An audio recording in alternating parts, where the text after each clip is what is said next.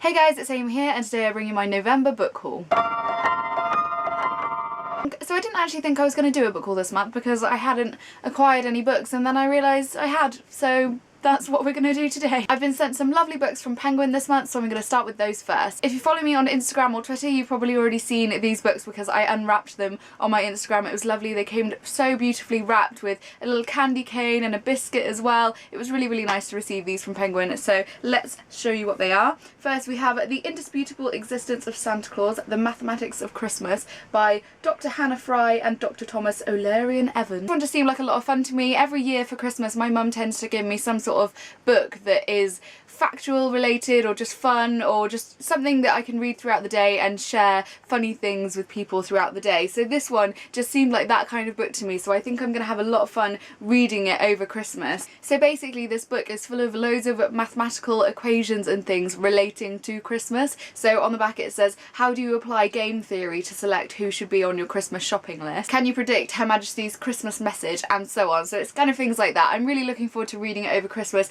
and sharing some of these funny things with my family. Next from Penguin we have Awesome by Ali Smith. I've seen this on so many of my friends' channels, so I'm really looking forward to diving into some more Ali Smith. I've read her book Girl Meets Boy, I think maybe last year or the year before, and I really enjoyed that. I thought it was really, really good. So I'm surprised I haven't picked up anything else by her since then, to be honest, because I've always had her kind of on my radar and seen her on people's channels and things, but I just haven't picked anything up. So when I saw this on the list of books that Penguin sent me, I jumped at the chance of getting it. And finally in that box that Penguin sent me was The Little Book of Hygge. I've heard it said so many different ways and I'm not really sure how you pronounce it, but that's the word right there.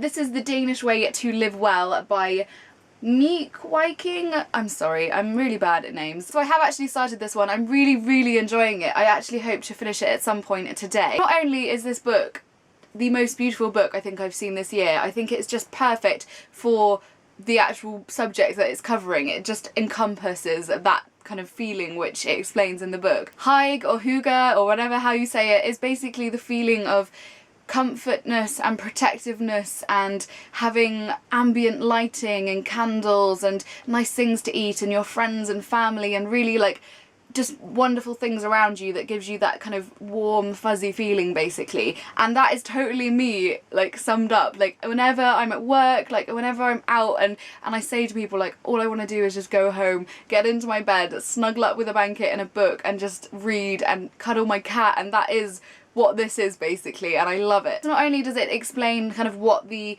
definition of Hygge, whatever it is, it also has like recipes in here and tells you how to have like the perfect night in with your friends, and it has so many like facts and figures and everything and just wonderful pictures as well. It's just such a lovely book to flick through. You don't even really need to read it like front to back. You could just flick through to a certain page and just, oh, it's wonderful. I'm really, really enjoying it. So I will let you know my full thoughts on this one at the end of the month in my wrap up, because I'm sure I'll finish it by then. So moving on to the books that I bought myself this month. Firstly we have Fellside by M.R. Carey. This is the author of The Girl with All the Gifts, which I've also read this month and you'll see in my November wrap up. I really, really enjoyed it, so thought I would buy this one straight away because I loved the writing style. I just loved the whole story. It was so tense, fantastic. So I'm hoping this one is going to be just as good as that one. This one I believe is a slightly different kind of story. It's set, I think, in a prison. A girl is sent to the prison. She's going to be living there her whole life. I don't know what she's done. And then she starts hearing this boy's voice kind of whispering out to her from the walls. So I think it's kind of a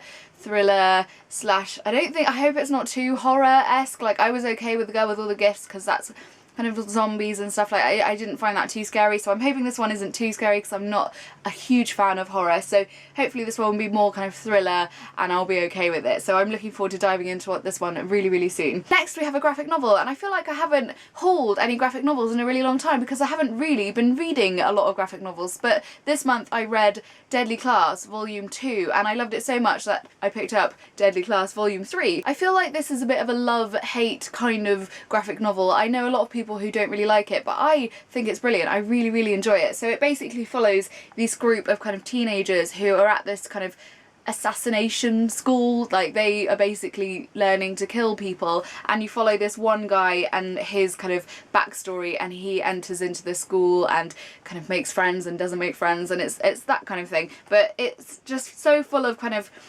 murder, drugs and all of that kind of stuff, which usually isn't my kind of thing, but I just think it's really well done and I really enjoy the story. So like I said, I did read volume 2 this month, so I'm hoping in December to read this one, and then I think volume 4 is out, so maybe I'll be picking that one up in January. Next we have a short story collection, which is Get in Trouble by Kelly Link. I've seen this one hauled on many people's channels, but I don't know if I've ever heard anyone's opinions on it, so I'm hoping it's a good one. Although I haven't read a lot of short story collections this year, I have loved all of the ones that I've read, so I'm really hoping this keeps up the standards of short story collections that I've read so far this year. I'm hoping possibly to read it in December. I feel like I'm giving myself a lot of things to read in December. Hopefully I'll be able to get to all of these things. I do have a whole week off for Christmas though, and as I said in one of my previous videos, my boyfriend has been deployed, so he's not here over Christmas at all, so I think I'm going to have a lot of time to read, so hopefully we'll get to this one. Another one that I was hoping to read over Christmas time that was recommended to me by Elizabeth over at Books and Pieces, I will link her channel down below, was The Christmas Mystery by Jostein Gaarder. I read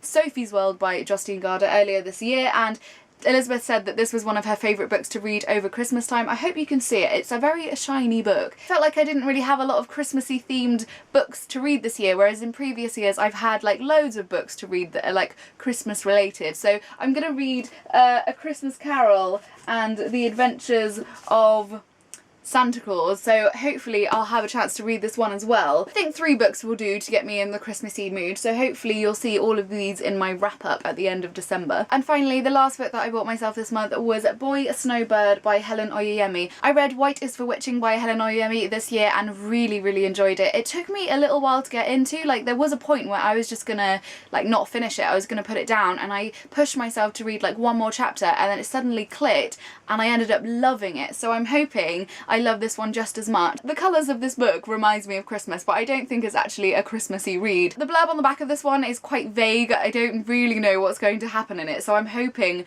when I get into it it's going to be quite an exciting read. It says that the Whitman family has been harbouring a secret in Flax Hill for 3 generations. When Boy brings Bird into their lives, suddenly their secret's out in the wintry New England light. So I don't know what that means, I don't know what's going to happen. It's going to be a really fun one to get into, I hope. Hopefully, maybe I'm being over ambitious here. I don't think I'm going to get to it in December, but hopefully come January I will have this one read. There we are, those are all the books that I bought in November. I'd love to hear what you've been buying. Please come and talk to me in the comments. As always, I will leave links to Facebook, Tumblr, Twitter, everything I've mentioned today down below. I hope you're all having a fantastic day and I will see you soon. Bye!